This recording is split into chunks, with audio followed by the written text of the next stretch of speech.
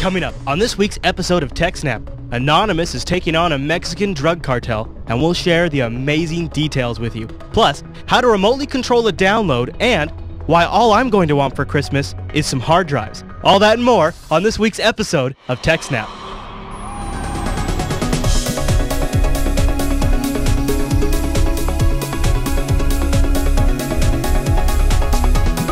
Hi everyone, and welcome to TechSNAP. This is episode 30, streamed live on November 3rd for release Friday morning, November 4th. This episode was brought to you by GoDaddy.com, but we'll talk about them a little bit later in the show. My name is Chris, and joining me for all 30 weeks is Alan. Hey there, Alan. Hey, Chris. Hey man, welcome back to the show, sir. For sure. Oh, episode 30 is being marked with a crazy set of news stories. It's almost perfect that it's... One of the things TechSNAP, I should back up, one of the things TechSNAP's been very fortunate is we've sort of launched when all of these really incredible security stories were breaking, like the PlayStation Network breach and things like that. And Dropbox was one of our first big stories. And so has the formation of these groups online, like Anonymous, and we have a massive Anonymous story today that we're going to cover. So I'm excited for that. Before we jump into that, I want to tell you guys about our Reddit page, though. We have reddit.com/r/TechSNAP or links.techsnap.tv is the TechSNAP subreddit, and it is filled full of new submissions every single day. And we'd love to have you submit links for news stories or questions you'd like to see featured in the show. So go over to links.techsnap.tv and join our subreddit. All right, Alan. We get a lot of the stories from there, and also just feedback about what part of the story you find interesting and so on. You know, I should mention, too, we do have the email address. If you want to send in a question to TechSNAP, you can send it to techsnap@jupiterbroadcasting.com, and we'll feature questions later on in the show, and that's often where we get a lot of those from. But what do you say we jump into our first news story, Alan? Sure. This one is sort of stunning, really. I don't know the backstory, so I don't know how to set it up completely, but what I do know is that Anonymous is essentially entered into what is the beginning of a war with the Mexican Drug Cartel. Is that actually right? With one of the drug cartels, yes. So a Mexican Drug Cartel, not that yes. So Anonymous claims that one of its members was kidnapped while they were participating in a street protest in Veracruz, Mexico. Okay. So that's where the kidnapping comes from. Yeah. One of these cartels is quite famous for kidnapping people all the time and killing people and so on. And then extorting money for ransom or something like that. And I don't know if this protest was against them or just against about something else. But because they kidnapped people from it, I kind of assume it was about them. But they actually came out and said they've even released a pretty stunning video and said that if you don't release one of ours, we're going to come at you. We're going to destroy your businesses and all kinds of threats, right? Yes. So Anonymous claims that it's going to start releasing details about journalists, taxi drivers, police officers, and government officials that are on the cartel's payroll or are sympathetic to the cartel. Basically saying that, we're going to take out your infrastructure by, letting on everybody that's involved with you. If you don't return our kidnapped member. Of course, at this point, it seems like if you have that information, why aren't you using it against them just because they're a drug cartel? Well, Anonymous has done this in the past, too. They've come out and said, well, if you don't do X, Y, Z, we'll expose you for this. And it's like, well, come on, guys, just do it. And this is why it's always so weird when Anonymous goes after some groups. And it's like, well, what made them justified in releasing the information in scenario A, but not in scenario B? Exactly. And that was the other thing, is that we've seen Anonymous claim it was going to attack a number of different groups. Sometimes they claim responsibility for things after they happen, or sometimes they say, in October we're going to attack Facebook, and Facebook, we never heard anything about it again. So either they didn't attack Facebook or they tried and did not succeed. The other thing that Anonymous will do is they always have that... their structure always leads to ambiguity as to who was actually associated with Anonymous or just claiming to be associated with Anonymous. So sometimes people can say, I could say I'm a member of Anonymous. Right. My first point on the story was like, all right, so they're claiming one of their members was kidnapped, but I thought the point of Anonymous is that nobody's a member and everybody's a member. I mean, there's obviously, contradictions there. Yeah. But also that the deadline for the return of the person who was kidnapped is November 5th.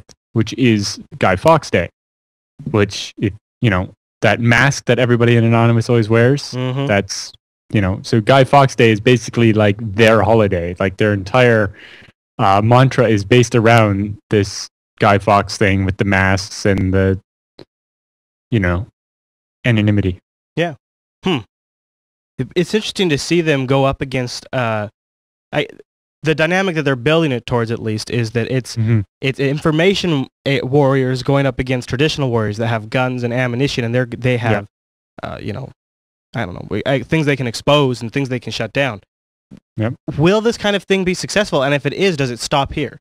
Right? If Anonymous does start exposing bits of information, or does do something that perhaps actually does do something to shut this cartel down, does Anonymous then move forward with shutting other cartels down, or do they just stop now? Here, we're good. We got our guy back. We're fine. It's hard to say.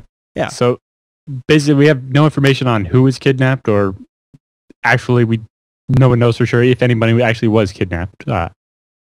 Right. So, and basically, in their statement, which is in Spanish, but there's a translation on the website, they're saying that they're hoping by releasing this information, the government will be able to pursue the corrupt officials and arrest people and so on. But depending on what information or evidence they have, right, if they just have their speculation or some, you know, inconclusive evidence that somebody is affiliated with the cartel, that's not going to necessarily lead to someone being prosecuted or even arrested, right? Oh, yeah, absolutely, yeah. So, you know, it's kind of doubtful that any information Anonymous have is enough to convict someone. And if it isn't, is it that big of a deal? I don't know if their plan though is to convict anyone. I think their plan here is to do just damage. Right, but I'm wondering how much damage is going to do to the cartel, or is it only going to do damage to other people? No, that's often the case when they get involved with something, isn't it? Yeah, that's a good point, Alan. That's a good point. Right, this is a point I've made about Anonymous before, especially with them talking about releasing information about, for example, police officers that were involved in the problems at Occupy Wall Street or whatever. And, you know, it's the problem with vigilantism is that they're not accountable. Anonymous isn't accountable to anyone. Right. Right. And so there's serious concerns that if they release this information, it could cause a backlash from the cartel, but maybe also just from other people, right? Like, imagine somehow your name ends up on this list of people.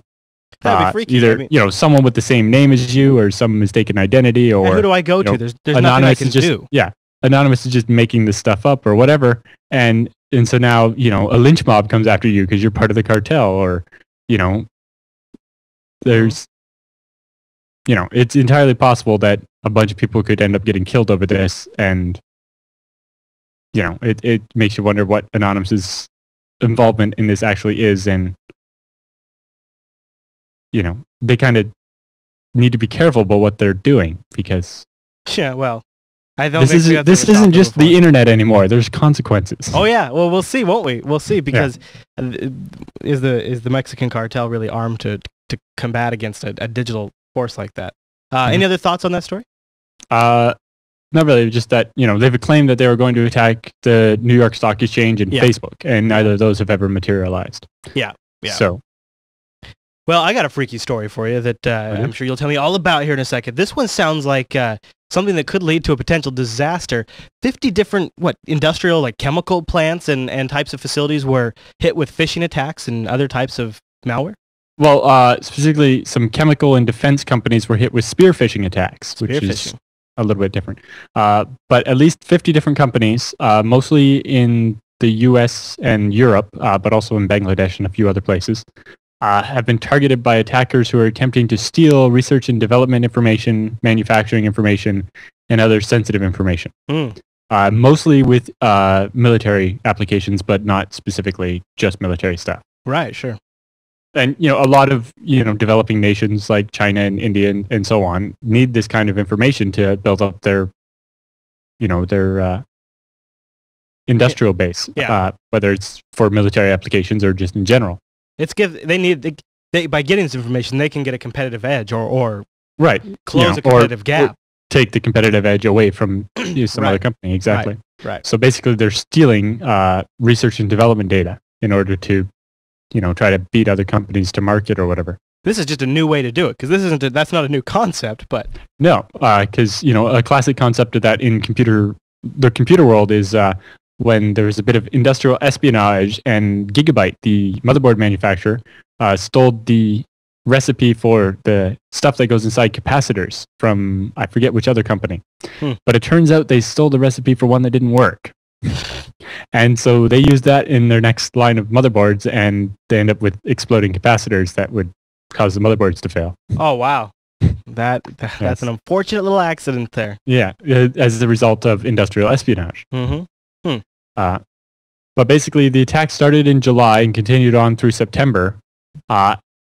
And is also believed that the same attackers had also targeted the auto industry earlier in the year and a bunch of non-governmental organizations like aid organizations and so on. It looks like it came through via email attachments and things like that. Yeah, so the attacks were spear phishing, which is like your regular phishing attack where, they send you an email that looks like it's from your bank and you click a link. Sure, yeah. And it takes you to a page that looks like your bank but isn't, and you type in your login or whatever. And then they have your login and they can empty your bank account. But these ones are spear phishing attacks. The difference here is that it's, instead of just blanketing the whole internet, knowing that 0.01% of people are too dumb to know better and are going to give you their bank account information, these ones are specifically targeted at individuals or companies, and are using, are a much better design because they're so specific. Yeah. They're very targeted, so they're maybe a little more believable. The user's more likely to click on them. So they have more context, and spear phishing attacks also commonly involve impersonating the person you expect to receive such an email from. Right? So, you send an email to all the staff claiming to be from the boss saying, do this. Right. And then they do it. Yeah, because you're the boss, or at least they thought you were the boss. Yeah. Because a similar thing happened a few years ago with an attempt to hack into the Canadian government. Sent, they managed to get on the secretary of some minister's machine and send out emails as the minister and cause all kinds of havoc. And I've done just like the fun version of that, like at work. I'll log in as a buddy, or I'll leave, if he left his desk open, I'll say, all right, lunch is on me. Everybody come, meet me for lunch. That kind of stuff. Everybody believes it. Yeah, like when I was like 12, I would send my neighbor emails from the billing address of our ISP saying he owed them money. Oh, Alan. Yes. Little brat. I was 12. Come on. You're a brat. That's what you're saying. That's all. Okay. So, did they get any damage from this, or are they just getting information? They weren't doing like a Stuxnet thing where they were throwing things off kilter. Right. They weren't actually breaking anything. They were just trying to steal information. Okay. So in this case, the emails sent, when they were sent to specific people, they usually took the form of a meeting invitation from someone you would expect to get such a thing from. But they would have an infected attachment. And so when you opened that, you would get infected. And then, man, meetings are the worst. Yeah. In other cases, the messages, when they were more of a broadcast sent to many victims, they took the form of a security bulletin, usually writing on an actual vulnerability announcement saying, the version of Adobe Reader 9 point whatever is compromised. You need to install this update or you'll get hacked. And while all of that is true, the security bulletin wasn't from right. Here, for your convenience, we've attached the update. Just go ahead and download this and run it. We'll be great. Thanks. A couple of interesting things they did were attaching the virus in 7-zip format rather than a regular zip. Yeah, I noticed that. What do you suppose? Because a lot of mail virus scanners, like on the mail server side, or even just on the client side, only scan inside zip files. Yeah, but a lot of client machines don't unzip zip files either, so it's kind of right. 7-zip is, but again, if you're targeting a specific company and you know that they have that tool, right? Like that's what we saw with the South Korea telecom one, right? They targeted their zip tool. I'm not sure. As the virus. But I hate to interrupt, but I just noticed in the chat room that Mr. Mango, who's always a great live chatter, says that the Mexican Anonymous group is reporting that the kidnapped anonymous member has been released. So maybe I'll look for a link, and if I can find a link, I'll throw that in the show notes. Cool. All right, sorry to interrupt. So you were saying about that though. It's again, there was never any press confirmation on anything that's happening. Of course, that's harder in the middle of a war zone, kind of like that area of Mexico is right now. But at the same time, it makes you wonder. could they have pulled this all off as just a publicity thing, right? Oh. Say someone got kidnapped, make threats, say they got released, and oh look, Anonymous looks like they're all powerful and scary. Well, if Anonymous is all that great, they'd still shut down the cartel. Yeah. And then the one thing I was saying is when I watched that video, it's like the guy was just kind of moving his hands around. I don't speak Spanish, so I wasn't able to tell the context, but it's like, it seems like you could take that same video and dub it over with all kinds of different funny things. It could become the new Hitler video. Oh no.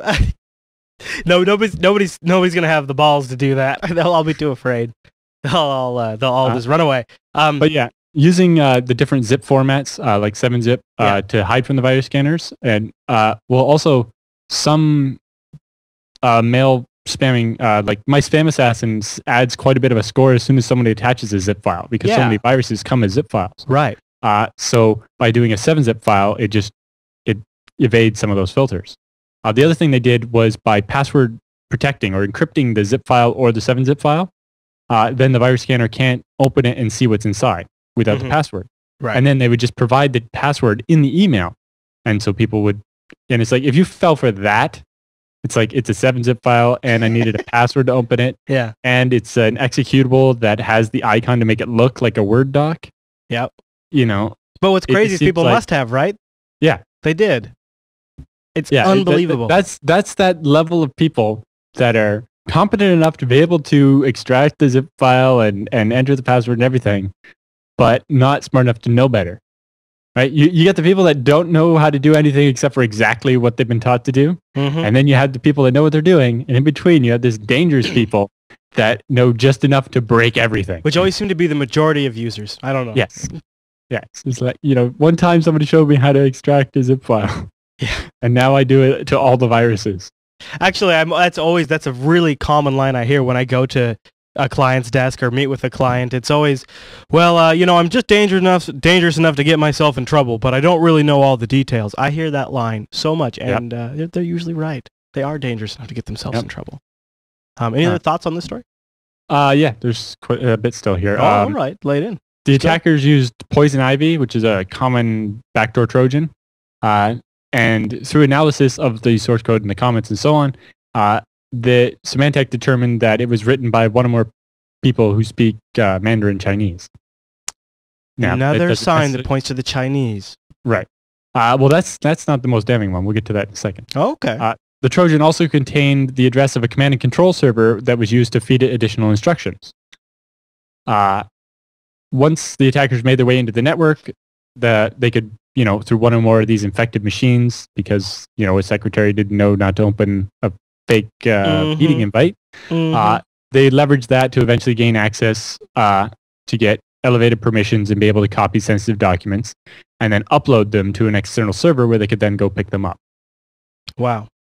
Again, that's that idea of using basically the internet equivalent of a dead drop to get the information out of the company and put it somewhere and then go and get it from there and destroy the track, right? Because if you download it directly yourself, there's a chance you leave a trail back to yourself. Sure. So that's why you do it through that server like that.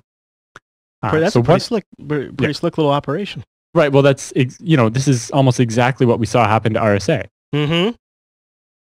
So one of the command and control servers that they managed to identify was a virtual server operated in the United States. And when they went and talked to the ISP and investigated, they found that it was owned by a Chinese individual from Hebei province. Okay. Now, investigators were not able to determine if anyone else had access to that server. When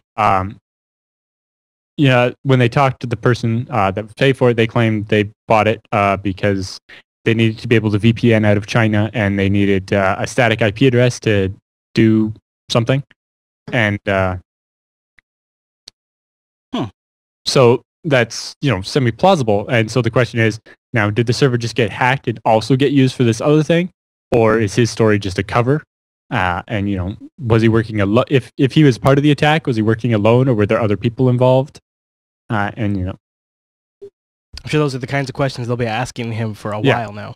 Yeah, and so basically it comes down to, at the end of this, was the person involved or was the server hacked Or was it all set up to make it look like that's what happened? The server was hacked. You know, Alan, this happens a lot. We come down to this question where it's like, well, it could all fit right into piece just like this, or this could be also a diversionary tactic. Right, because, the guy buys a VPS, has a legitimate use for it, and somebody, apparently hacks into it and does something bad with it. Was it him and just pretending that he got hacked to cover his tracks, or did he actually have his server hacked? And do they target him because he's Chinese, the owner of the VPS in that scenario? Or was it just coincidence, right? It was just a VPS that was missing a critical update, and it seems too much like so many times with these attacks, there seems to be little clues. Like I have something in the roundup here in a bit that points back to China. There's always like these little bits that, well, we can't quite. It seems state sponsored, and that state seems like it might be China. Am I getting suspicious, or do you think China really is just a full-fledged information warriors all over our face? Well, it's interesting. I was reading yesterday on Slashdot. There was an article saying that somebody's opinion that the cyber war capabilities of China were hugely overstated. But then we just talked about how they had hacked into satellites and taken them over. Right. And it's like, well, those two things are rather contradictory. And we saw the satellite thing come from official U.S. government sources. So it seems that they do have at least a fairly significant cyber warfare capability, and that they're exercising it rather blatantly. There's some in the chat room that think some of it is exaggerated, that it's maybe like false flag type stuff. Like I've noticed that a lot of these huge revelations are coming from only a couple of companies. Like this one came from Symantec. Well, in this case, and so did the Dooku thing. But I think at the same time, it's, the Dooku one, nobody was saying that was China, though, right? Not yet. That was based on Stuxnet, which the main speculation is that that's U.S. and Israel. But at the same time, apparently the source code got out and anybody could have it. So, but what's your sense, though? Do you think these are legit attacks? Some of it, probably. Now, again, it's like Anonymous, where if the Chinese government is attacking this and that, anybody else can attack a third thing and say, oh, yeah, that was the Chinese too. Right? It's easy to pretend and to be just like our own government, where the CIA can be doing one thing and the FBI has no idea, so the FBI can say, no, we don't do that. Well, meanwhile, the CIA is doing it. That could happen in China, too. Exactly. Yeah. Any other thoughts on this story? Symantec also said that there were a number of different groups that were actually attacking these companies at the same time, including some that were using a custom-developed backdoor called Sogu that used specially crafted Word doc and PDF files to try to infect the users. Speaking of PDF files, you've got a link to the full report from Symantec that I'm kind of giving a preview of to the video viewers, and this is a pretty great, this is a pretty slick-looking PDF. Yeah, the enterprise Symantec actually does a lot of work in this area of, trying to prevent things like this from happening to companies, right? Because companies pay Symantec a lot of money to provide virus scanners on all the machines that are supposed to catch these email viruses. Yeah, but at the same time, when it's an advanced persistent threat is a custom malware written specifically just to attack your company, it's a bit harder. That doesn't fit with the regular internet virus model. You got to hire the Symantec mercenary team, and they swoop in and they diagnose. But, you need more. And make PDFs. Yeah, but also, heuristics to try to just detect behavior rather than just looking for file signatures. Well said, sir. All right, so I think that's our new segment, right? Any other thoughts on that one? Yep. All right. No, pretty good. Well, we have something pretty cool to announce. A lot of you who've been watching some of the shows regularly know that next week, this is the last week where I'm making any money at all, ever. So I'm going to Jupiter Broadcasting full time, which means it's going to be a tight ship, but I'm taking the plunge. And along with that is we're taking sponsorships in some of our shows. And I reached out to GoDaddy, and actually they reached out to me regarding TechSNAP, and then I replied back and said, well, if you like TechSNAP, how do you feel about sponsoring it? And they said, yes, we love TechSNAP. We'd love to sponsor it. So I am extremely thrilled to announce that this episode of TechSNAP is brought to you by GoDaddy.com, the world's #1 domain name registrar, and also one hell of a hosting provider. Both Alan and I are big GoDaddy.com users, aren't we, Alan? Oh yes, Absolutely. and because they're not just the biggest domain name registrar, they are bigger than the next 7 or 8 or 9 registrars all put together. And that is one of those neat little ways where in the industry some things just work themselves out to become the standard, and then it always behooves you to follow the standard. And that has definitely been my approach. Basically, what happened there is, everybody was charging $65 a year or $75 a year for a domain name. Yeah. And GoDaddy said, well, how about $9.99? Yeah. And everybody's like, well, yeah, that's better.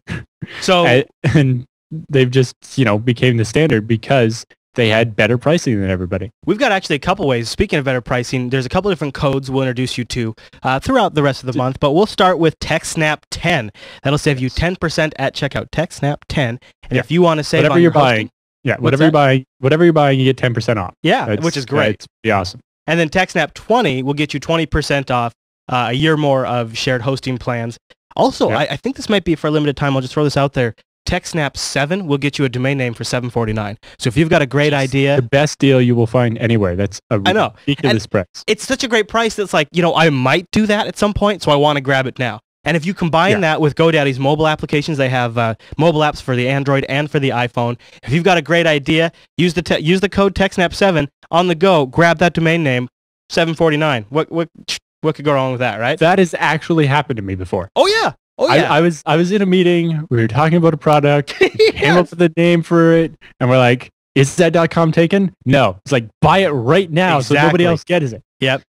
I have done it just because I've said something on the live stream before, and I've realized, I better grab that right now before someone else does. Exactly. So, thanks to GoDaddy. So the main codes you probably want to use are TechSNAP 10 to save yourself 10%, or TechSNAP 20 to save yourself on some hosting plans, and a big internet hug to GoDaddy.com for sponsoring TechSNAP and helping to make my transition to Jupiter Broadcasting go full time, which is extremely exciting.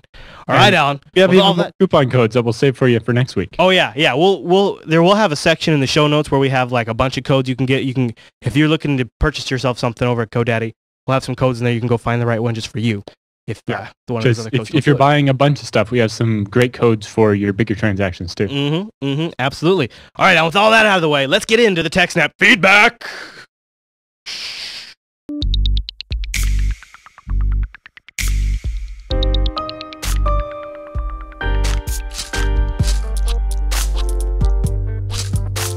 And it's time for the TechSNAP feedback, and you can send those into TechSNAP at jupiterbroadcasting.com. The first one this week comes from Dale, and Dale writes in, "Evening, Chris and Alan. I have a question regarding downloads, in particular, remote downloads. I'm a user of torrent downloads, and I'm fond of the ability to use either Windows or Android apps to remotely administer the download pool, the ratios, etc. I've recently been reading up on how to download single files from a website without using a torrent. As an example, I'll use wget on a Linux server that I have set up at home to download something like TechSNAP or LAS. Awesome. And then he'll say use wget from the SSH command line. He says, that being said though, is there a better way with maybe like a remote GUI for Windows or Linux that would let me kick off a regular download at home, say while I'm at work before I drive home? That way I can watch TechSNAP when I get home. Good man. I wanted to answer that question. I felt that deserved an answer. Yeah. So I put together a list of a bunch of different things that you can do. Yeah. The first one is a command line torrent client. It's rTorrent. And actually, this is what I use when I see the torrents for the Linux Action Show. Oh yeah. Is I just run run the torrent with rTorrent on through SSH on the server, and so this allows me to see Linux Action Show torrents at 50 megabits per second or whatever. Yeah. And so I just log in over SSH. It's even better if you can put it in a screen so you can close the SSH and come back to it and so on. Oh, yeah. And it can handle multiple torrents. You can dynamically adjust your upload and download limit speeds. You just kind of toss that out there, but Screen is probably a tool he should seriously look into. Yeah. Because he can, with Dale, with Screen, you could kick off wget and then disconnect from the session, but leave it running on the server, and then when you get home, just reconnect to it. Yeah, which is especially important if you are doing that on your cell phone. Mm-hmm. Especially, or just anywhere where when you're doing something over SSH and you're concerned that you might just randomly lose your connection, doing it in Screen so it doesn't get interrupted is very handy. Yeah, oh, totally. Yeah, for example, we run the Minecraft servers in a Screen so that we can read the console when they crash even. Yeah.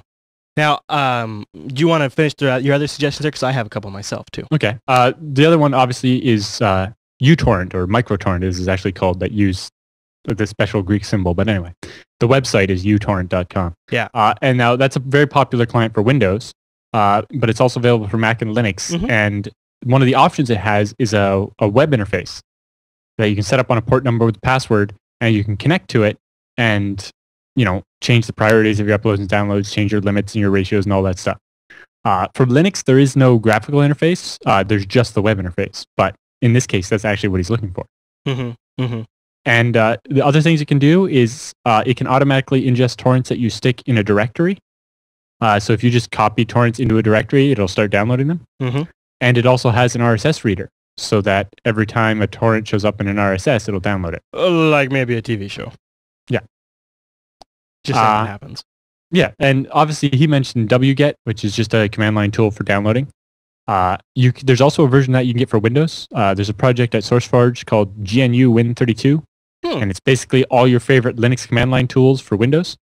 I had to go out and install like grep and gzip and a bunch of other little utilities, because even on Windows, sometimes the Unix tool is the best answer. Yeah. And so they're just the GNU command line tools compiled to work at your Windows command line. Yeah. Yep. All right. Is that it? You got anything there's else? one more.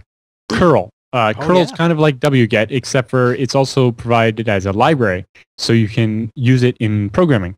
So, for example, it's very popular to use it with PHP. Mm-hmm. So you could write a short PHP script that you could host on your GoDaddy hosted shared hosting or whatever, and then when something happens, it would download from a URL. And so an example you could set up is you could email a URL from your phone to an email address you set up, and that'll trigger the PHP script to download that file. Oh, that's kind of interesting. Yeah. Now, or it could be an RSS feed, or it could be a bunch of different things. That's a good point for me to play off of. I wondered why some of this stuff, why he isn't just utilizing RSS feeds. Like our show, you can just subscribe to the RSS feed in like iTunes or whatever podcast catcher you want, and when the new episode comes out, it just auto downloads. Now he had mentioned he was wondering if there's a way he could kick off downloads for like files from just an HTTP URL. And I was kind of thinking through how he might do that. I know sometimes we've railed on Dropbox a bit on the show, so you can substitute Dropbox with Sparkle Share or whatever you want. But do they have a cross-loading feature? Well, if you could load Dropbox at work and then Dropbox at home, you could use a download manager that has a folder monitoring capability, so you just put a URL to what you want to download in Dropbox at work, and then the folder monitor would pick it up and start downloading it.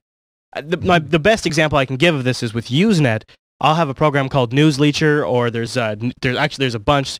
There's some that also use RSS, and you can have them monitor one single folder. If that folder lives inside your Dropbox, if you put an NZB file in that folder wherever you're at, in wherever other computer you have Dropbox, when it syncs up with your home computer, it automatically starts downloading at home.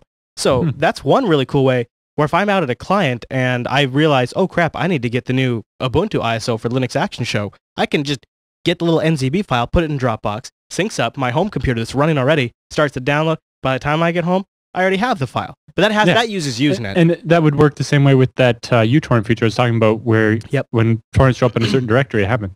Now, I remember services that predated Dropbox by like 5 or 10 years, things like X-Drive and all those really old ones that would make a virtual drive on your Windows 95 computer that would point to the internet, where you would have like 100 megabytes of space. Some of them originally featured this idea of cross-loading, where when you wanted to download something, you wouldn't download it to your computer. You just give them the URL and they would download it and store it in your Dropbox or whatever. You know what? There is a online site where you can go submit a URL and it will load that into someone's public Dropbox or something like that. I don't know what the name of it is, but I have come across it. It's a very simple purple-looking website, and you give it the URL, and it will transfer it to your Dropbox. It's a way to send something to somebody's Dropbox directly, so you could just theoretically send something to your own Dropbox. Yeah, that might also be a solution. The other thing he could do is, at work, he could upload to the Dropbox website. So if he could download something at work, like, say, TechSNAP, and then he could upload it to the Dropbox folder through their web UI, so he doesn't even have to have the software installed on his computer at work, and then it would just start downloading it at home right away. That might be a couple options, yeah? Yeah, but obviously that would require downloading the show and uploading again, whereas if you just set up his podcatcher at home, that would obviously solve the problem for TechSNAP. But I don't think just TechSNAP is what he had in mind. Well, that's his bad, Alan. I can't help him with that. I can't. There's nothing I can do there. We give him a bunch of alternatives here that he might be able to sort it out. With links to those alternatives in the show notes. All right, Dale, well, there's your answer. Let's move on to this TechSNAP Roundup.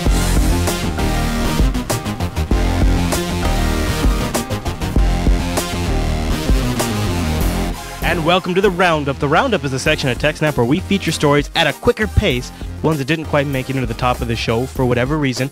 And this week, they're all powered by links.techsnap.tv, our awesome subreddit page. My tongue is a little bit asleep because I'm fighting a sinus infection, so I apologize this week. All right, Alan, what do you say we jump into the top story in the Roundup? That's this new information about a Windows zero-day vulnerability, isn't there? Yes. So while they were analyzing the installer for the Dooku Trojan that we were talking about last week and the week before, they found basically a Windows kernel zero-day vulnerability. So the way that this Dooku virus managed to take over computers was actually to exploit a zero-day vulnerability in the Windows kernel. Oh my goodness. And so basically, researchers found a zero-day vulnerability in the Windows kernel, and instead of reporting it, like regular researchers would, they kept it and used it as the basis for their attacks against corporations. Yeah, it goes on to say that the vulnerability for this one particular thing was delivered through a Microsoft Word doc. Which is insane, and goes routes right down to the Windows kernel. Microsoft is collaborating with all of its partners. This is from Microsoft, and they're diligently working to address the issue as fast as possible. They say. Yeah, well, because with a zero-day exploit, that means it's actively being exploited right now, and if they don't fix it, that means more and more computers will continue to be compromised. Yeah. Wow. Windows is. Wow, I mean, here we are, 2011, and Windows is still getting its butt kicked. Interesting enough that doesn't make as big of a deal as it used to. It seemed like Windows vulnerabilities used to get reported on like crazy.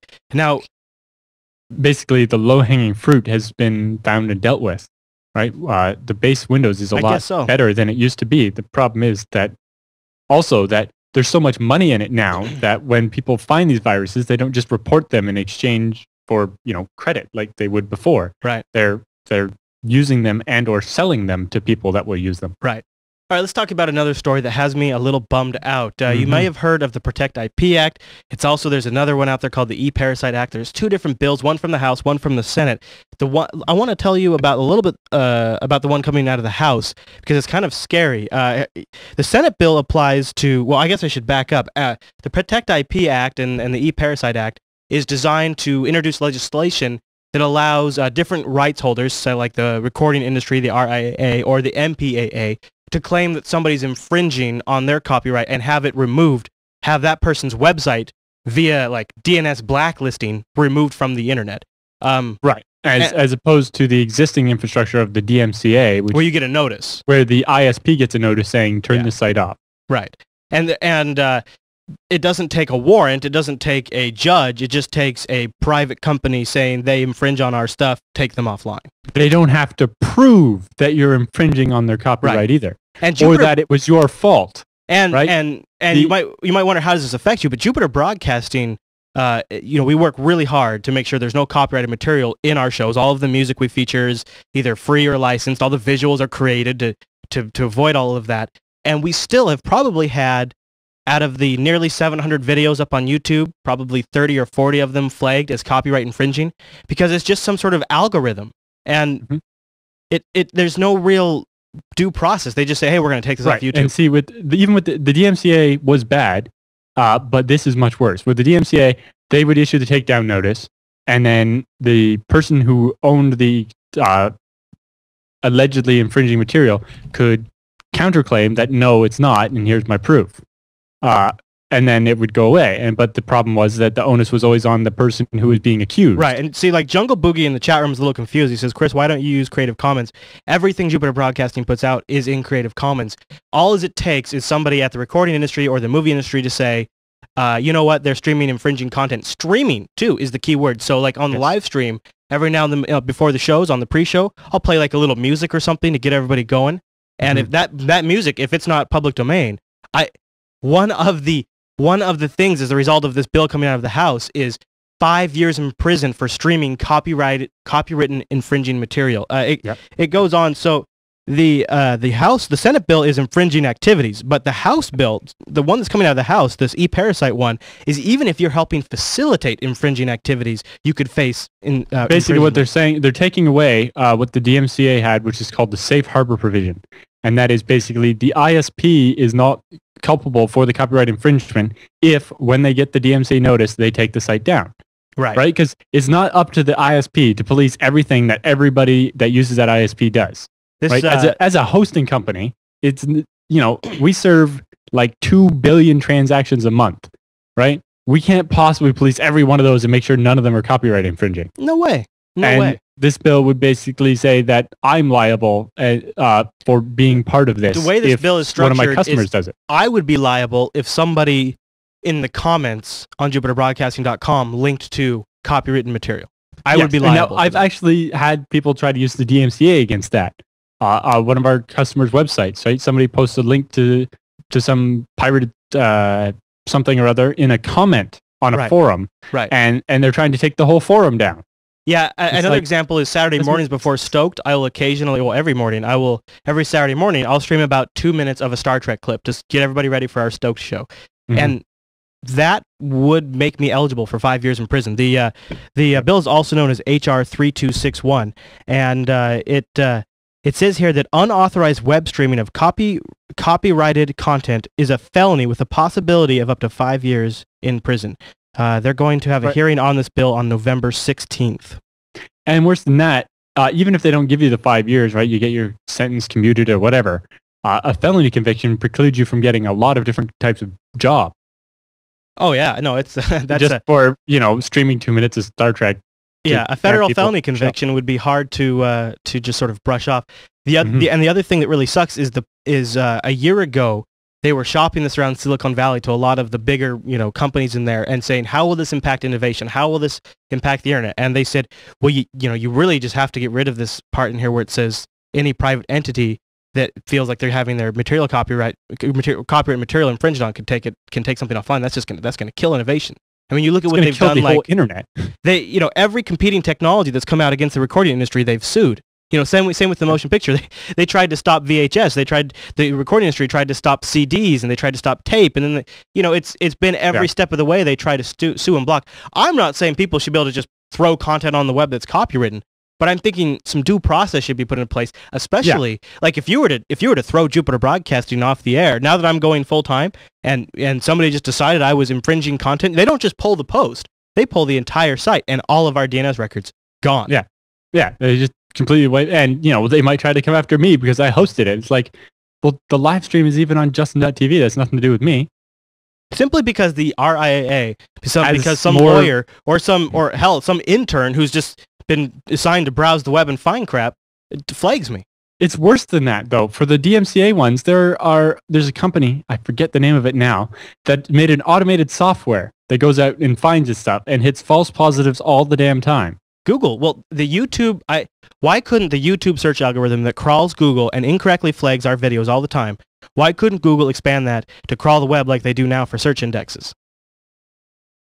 And then that's the results they use, and whatever that thing determines as being infringing gets flagged, and and there's no, you don't get the chance to even make a counterclaim before they take your site offline.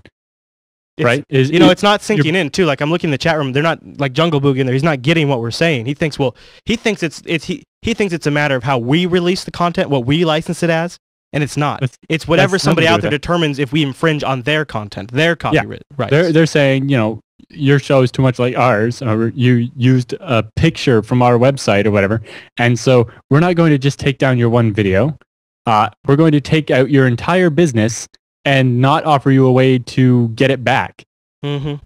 And there's similar acts being introduced in Canada, in the UK, in most European countries, even Australia, New Zealand. It's ridiculous. The legislation also says that when you try to respond, you can't sue the company. You can go through an arbitration process, but the company gets to pick who the arbitrator is, which seems ridiculous.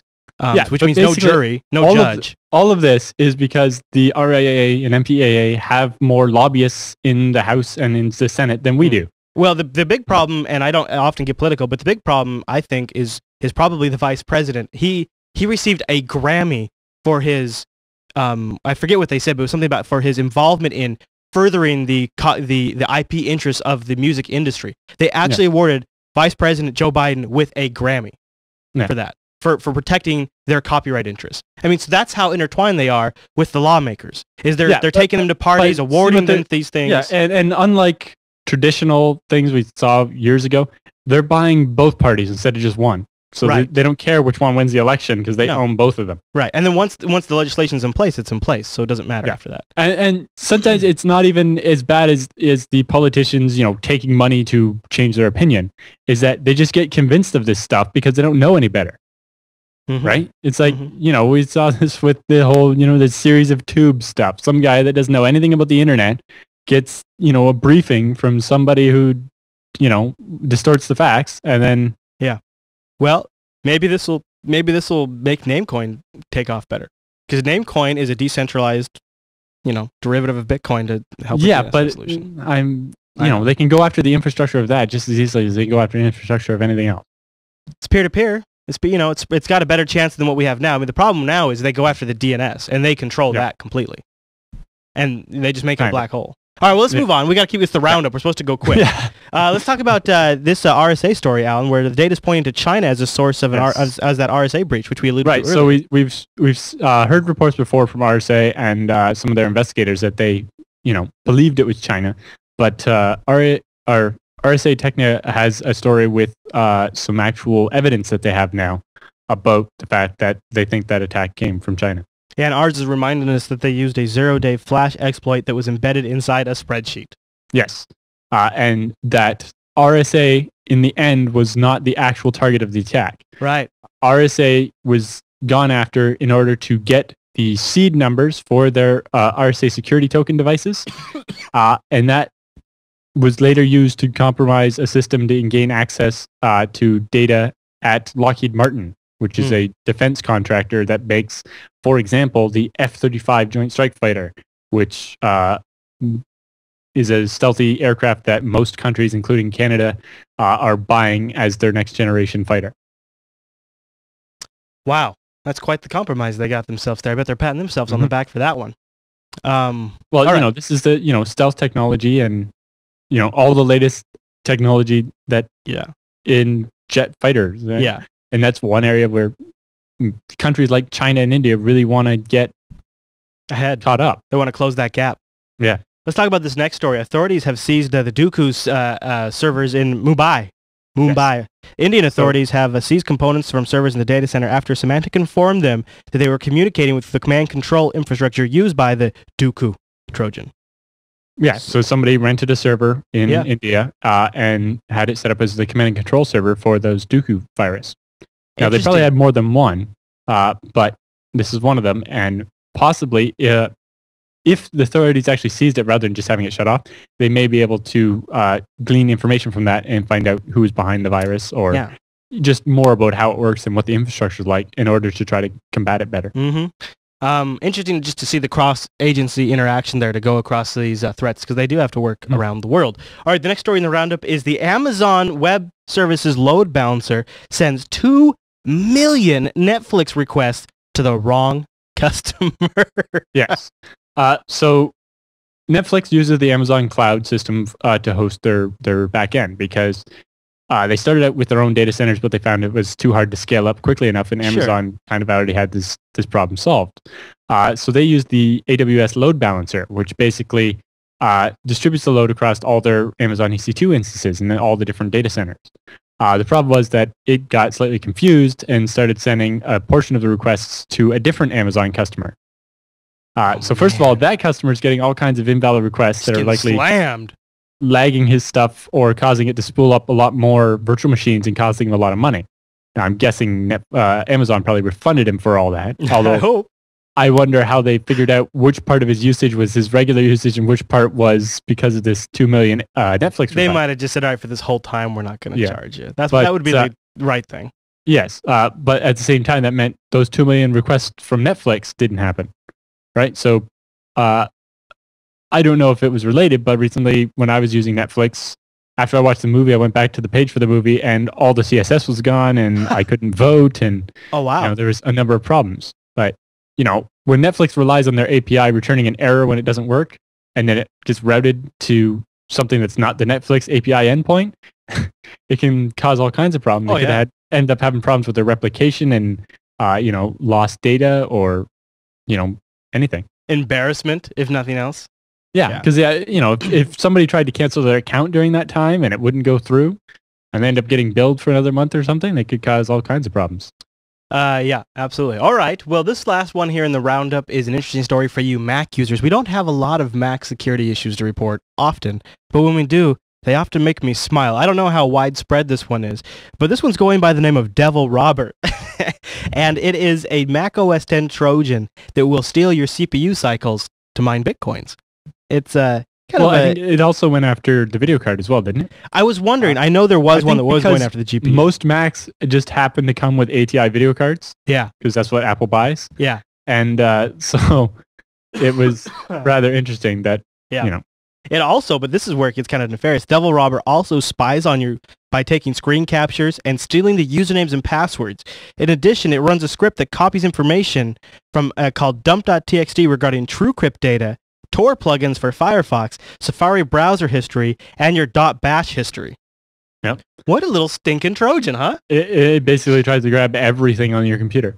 Yeah. Yeah. Now, I've seen, there have been similar viruses I've seen for Windows that steal things like your CD keys for your video games.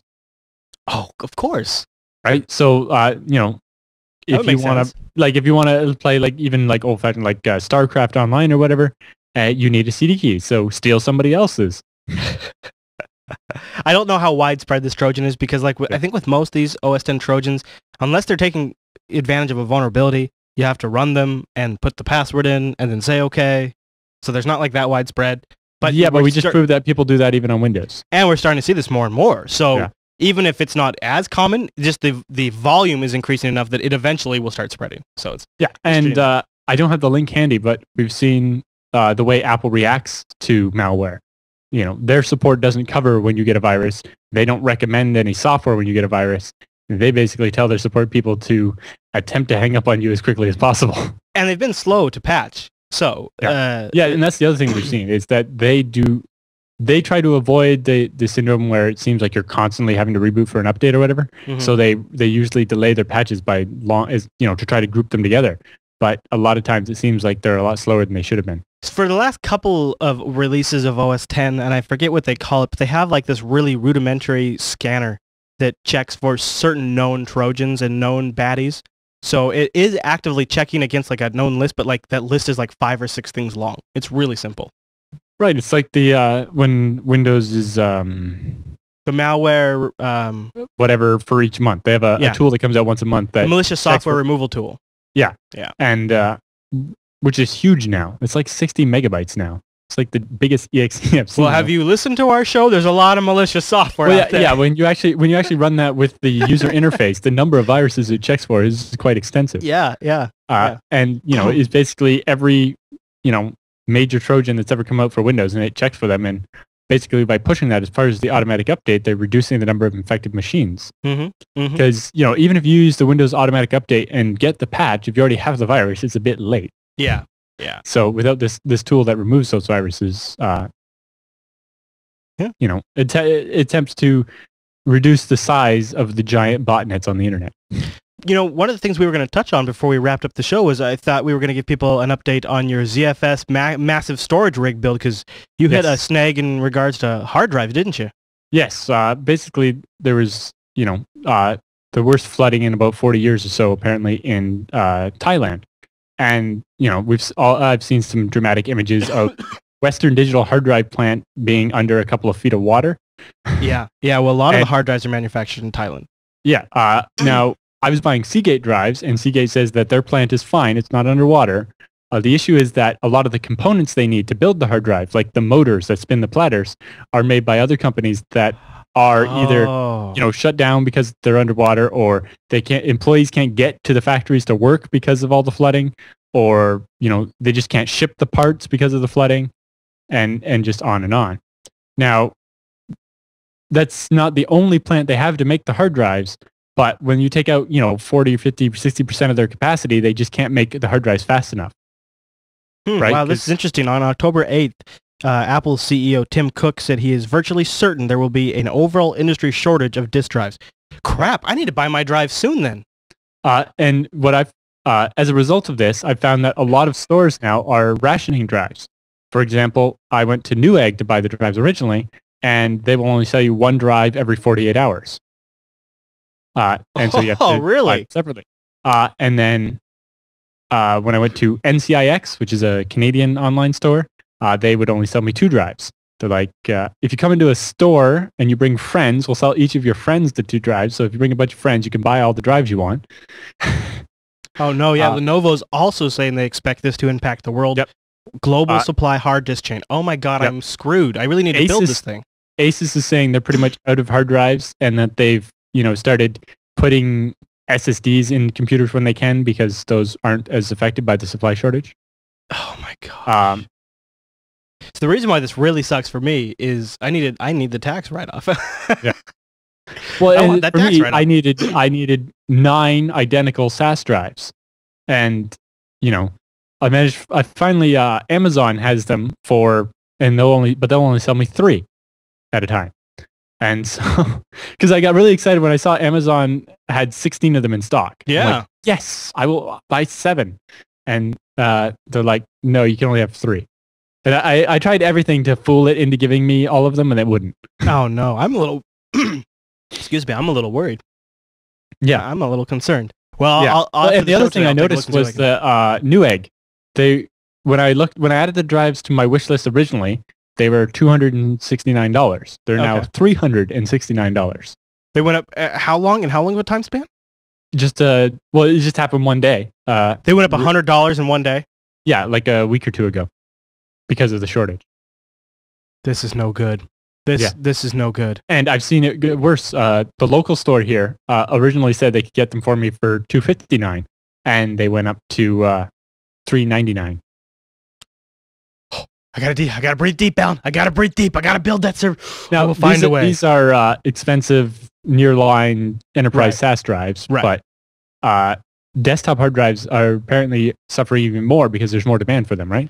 It's like, I was hoping that the stores would give me an exception to their limit of how many hard drives you can buy policy, because these are enterprise server hard drives. It's not going to affect, people trying to build a computer for Christmas or anything like that.